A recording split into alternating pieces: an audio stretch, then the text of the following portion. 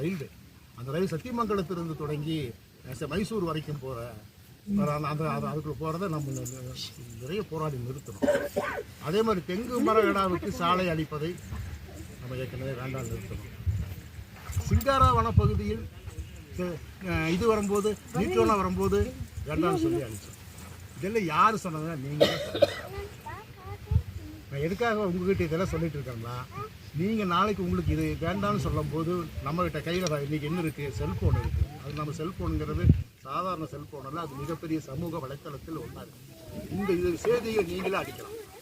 மேற்கு தொடர்ச்சி மலையில் இப்படியான வளங்கள் கூடாது. மேற்கு தொடர்ச்சி மலை நமக்கு தர வேண்டியது உயிர், காற்று, நீர் ரெண்டும் தான் மேற்கு தொடர்ச்சி மலையிலிருந்து நம்ம எதிர்பார்க்கணும். மேலே எந்த விதமான மேம்பாட்டு கட்டுமானங்கள் எதுவும் வேண்டாம்னு நீங்கள் எழுதுனா போதும்.